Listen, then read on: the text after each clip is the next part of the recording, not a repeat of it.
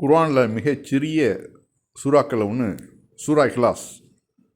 அதில் வந்து இறைவன் என்ன சொல்கிறான்? குல் ஹுவல்லாஹு ஃபஹத் அல்லாஹு சமத் லம் எலித் வலம் யூலத் வலம் யகுல்லஹு குஃபுவன் அஹத். நபியே, நீர் கூறுவீராக, அல்லாஹ் அவன் ஒருவனே, அல்லாஹ் எவரிடத்தும் தேவையற்றவன், அவன் எவரையும் பெறவும் இல்லை, எவராலும் பெறப்படவும் இல்லை, அன்றியும் அவனுக்கு நிகராக எவரும் இல்லை. அதாவது ஏகத்துவ கருத்தை வந்து மிக சூப்பராக சொல்லக்கூடிய ஒரு வசனங்களில் இது ஒன்று.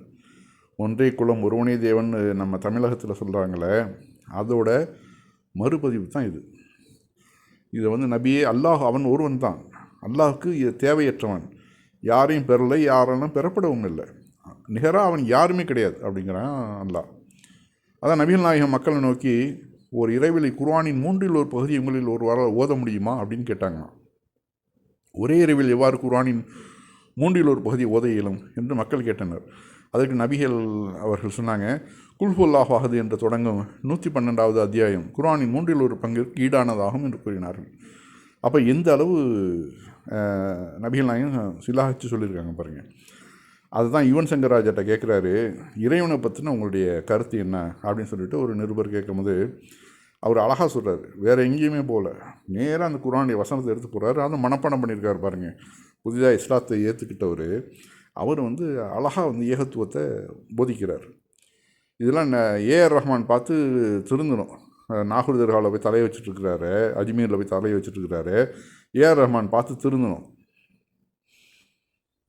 மிக அழகாக வந்து அந்த குர்ஆன் வசனத்தை ஒரு அச்சரம் பேசாமல் அவர் ஓதுறாரு அரபியிலேயே. நேற்று இஸ்லாத்தை ஏற்றுக்கிட்ட அவர் இந்த குல் ஹுவல்லாஹு அஹத் அல்லாஹு சமத் லம் எலிது வலம் யூலது வலம் யகுல்லஹு குஃபுவன் அஹத் எப்படிங்க இந்த வாசகத்தை எந்த ஒரு தடங்களும் இல்லாமல் மிக அழகாக பேசுகிறத பார்த்து நம்ம ஆச்சரியப்படுறோம். அந்த அளவு அவருடைய மனசில் ஏகத்துவ கொள்கை கூடிக்கொண்டு இருக்குது. கண்டிப்பாக இதை பார்த்து நம்ம ஏஆர் ரஹ்மான் வந்து கொஞ்சம் சிந்திக்கணும். அவர் வந்து அவங்க குடும்பம் வந்து இந்த தர்கா வணக்கத்தில் அந்த சூஃபியுடைய முஸ்லீம்களே பல பேர் தர்காவில் போய் தலையை வணங்கிட்டு இருக்கிறப்போ, ஏஆர் ரஹ்மான் முதற்கொண்டு பல பேரும் இப்போ தர்காவுக்கு போகிறப்போ, இப்போ நமக்கு கண்ணுக்கு தெரிஞ்சு இஸ்லாத்தை தலைவனைவர் எந்த அளவு தெளிவடைஞ்சிருக்கிறார் பாருங்கள். இவரை வந்து இன்னும் இப்போ பல பேர் வந்து மிரட்டினா கூட, தாய் மதம் திருமணம் சொன்னால் கூட திரும்ப மாட்டார். அது சொல்லுவார், என்னுடைய மூதாதையர்கள் பின்பற்றது என்ன, ஒன்றே குலம் ஒருவனே தேவன், அந்த வழியில் தான்ப்பா நான் இருக்கிறேன் அப்படின்னு அழகாக அவர் சொல்லலாம். யுவன் சங்கர் ராஜா அதை வந்து சொல்லலாம். அந்த வகையில் தான் அவர் வந்து நம்ம உண்மையிலேயே பாராட்டுறோம். மேலும் பல சிகரங்களையும் தொடட்டும். இனி அடுத்த தலைப்புக்கு போவோமா? இந்துக்களையும் முஸ்லீம்களையும் எப்படியாவது பிரிச்சிடணுன்னு கங்கணம் கட்டிக்கிட்டு அலையிறாங்க இந்த ஆர்எஸ்எஸ் சங்கி கும்பல்கள். அது திருப்பரங்குன்றமாக இருக்கட்டும், கேரளாவாக இருக்கட்டும், எங்கே போனாலும் சரி, எப்படா அவங்க வந்து ஒன்றா இருக்கலாம், அவர்களை பிரித்தா தான் நாம் வந்து அரசியல் பண்ண முடியும், நம்மளுடைய பணபலத்தை வந்து கூட்டிக்க முடியும் அப்படின்னு பிளான் பண்ணி செய்கிறாங்களா? இப்போ வந்து மலப்புரத்தில் ஒரு நிகழ்வு நடந்திருக்கு பாருங்கள். கேரளா மலப்புரம் விலையில் பகவதி கோயில் அருகில் அனாதை இல்லத்துடன் கூடிய ஜுமா மசூதியும் அமைந்துள்ளது. கோவில் மசூதி 2 கமிட்டிகள் நிர்வாகிகளும் ஒருவருக்கொரு பரஸ்பரம் தொடர்பில் உள்ளவர்கள். கோவிலில் ஏதாவது நிகழ்ச்சி நடத்த தீர்மானிக்கும் முன்பு மசூதி கமிட்டி ஆலோசித்து தேதி நிச்சயிப்பது வழக்கமாக இருந்து வருகிறது. மசூதியில் அல்லது அனாதை இல்லத்துடன் சார்ந்த நிகழ்வுகளும் கோயில் நிகழ்ச்சியும் ஒரே தேதியில் வராமல் இருக்க முன்னேற்பாடு. இந்த அளவு அட்ஜஸ்ட் பண்ணிட்டு போகிறாங்க பாருங்கள். அவங்கள்ட்ட இவங்க கேட்பாங்க, இவங்கள்ட்ட அவங்க கேட்பாங்க, இந்த மாதிரி நாங்கள் வச்சுக்கிறோம், உங்களுக்கு இன்னும் பிரச்சனை இல்லையே அப்படின்னு சொல்லிட்டு. கோவிலில் நடக்கும் அனைத்து வைபவ நாட்களிலும் யத்தீம்கானா, அதாவது அனாதை இல்லத்தின் செயலர்களை, அதாவது அங்கே படிக்கக்கூடியவர்கள் யத்தீம்கானாவில் அந்த அனாதை இல்லத்தில் இருக்கிறவங்களை இலவசமாக பயன்படுத்த கொடுத்துவதும், கோவில் விழா நாட்களில் பக்தர்கள் வரும் வாகனங்கள் பார்க் செய்ய அனாதை இல்ல வாகனத்தை திறந்து கொடுப்பதும் காலங்காலமாக இருந்து வரும் நடைமுறை. கவனிச்சிங்களா? 2 பக்கமாக இடப்பற்றாக்குறை இருக்கிறப்ப ஒருத்தர் வந்து அட்ஜஸ்ட் பண்ணிட்டு போகிறாங்க பாருங்கள்.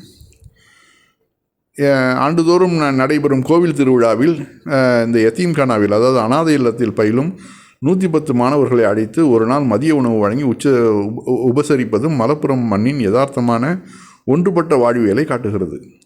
கோவில் தலைமை பூசாரி பேசும்போது, ஐயப்பன் வாவர்சாமி காலம் தொட்டு தொடரும் இந்த பந்தம் எவராலும் தகர்க்க முடியாதது என்று கூறினார்.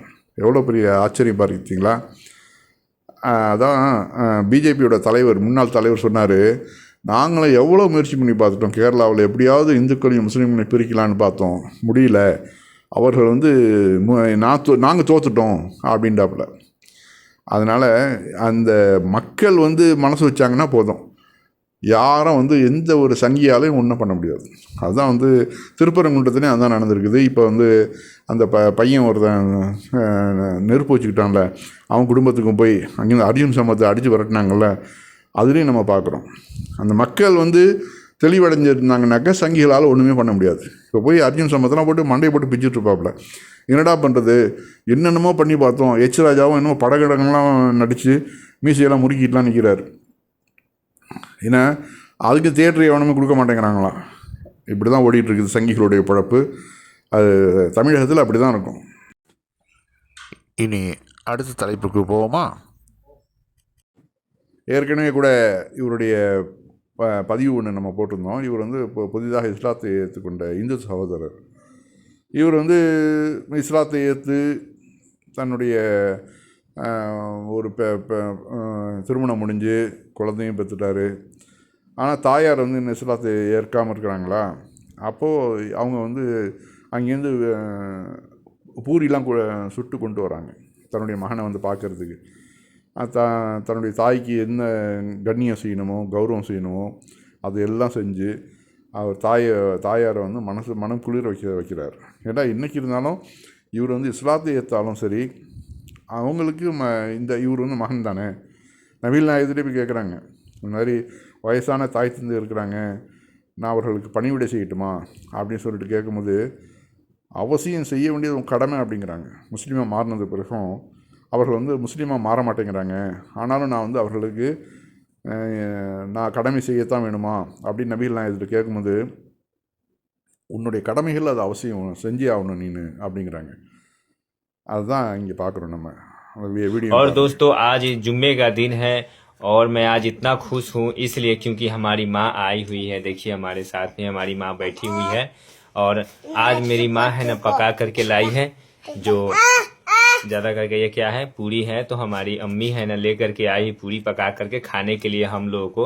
तो बताइए दोस्तों कि हमारी माँ अभी इतना हमको चाहते हैं कि आए हैं मुलाकात करने के लिए हम लोगों से, हमारे बच्चों से, तो ये पूरी लाए हैं खाने के लिए। तो आज मैं पहली बार अपने माँ के हाथ की बनाई हुई चीज़ जो बहुत दिनों के बाद मैं खाने जा रहा हूँ। पहले तो रहते थे तो खाते थे एक ही साथ में। और हमारी माँ है जो काफ़ी उदास लग रही है हमें देख करके, थोड़ा मुस्कुराते हमारी माँ काफ़ी उदास है।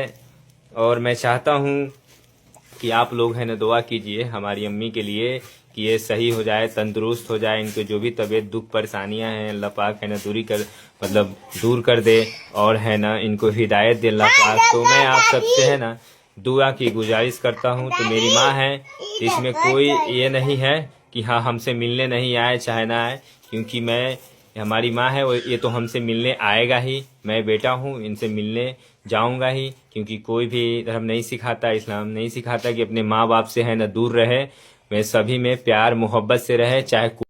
அதான் சொல்கிறாரு, எனது தாயாருக்கு வயசாகிடுச்சு, அவர்கள் ரொம்ப சிரமப்படுறாங்க, அவர்களுடைய உடல் நலத்துக்கு நீங்கள் வந்து பிரார்த்தனை பண்ணுங்கள், அவர்கள் நலமாக இருக்கிறதுக்கு, அவர்கள் நேர்வழி பெறுவதற்கும் நீங்கள் பிரார்த்தனை பண்ணுங்கள் அப்படிங்கிறாரு. நம்ம கண்டிப்பாக பிரார்த்தனை பண்ணுவோம்.